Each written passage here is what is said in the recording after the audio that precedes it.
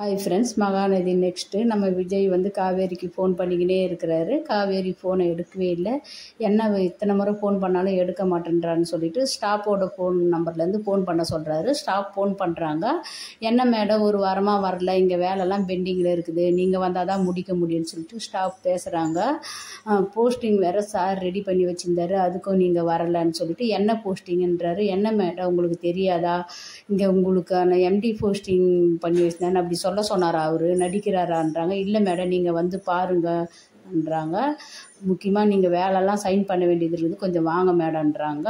சாரதாம்மா யார், அந்த பையனான்னு கேட்குறாங்க. இல்லை ஆஃபீஸ்லேருந்து அந்த வேலையெல்லாம் நான் போனாதாம்மா முடிக்க முடியும், நான் சைன் பண்ண வேண்டியது இருக்குது, போய் முடிச்சு கொடுத்துட்டு வந்துடுறேம்மான்றாங்க. வேணாம் அந்த பையன் மறுபடியும் பேசுவான்றாங்க.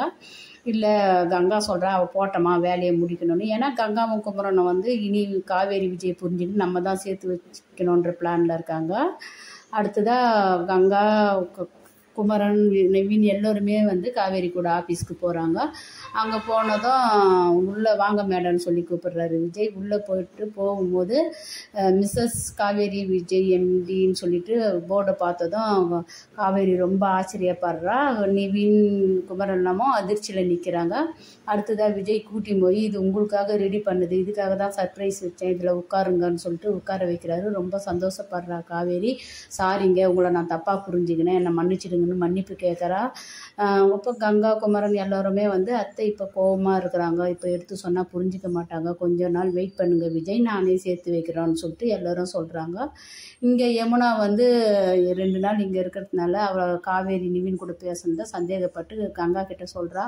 இவளால் என் வாழ்க்கை பறி போக போகுது, எனக்கு தூக்கமே கிடையாதுன்னு சொல்லிட்டு உடனே கங்கா திட்டுறா. காவேரி பற்றி தப்பாக பேசணுன்னா பல்ல உடச்சிடுவேன் நானேன்னு சொல்லிட்டு.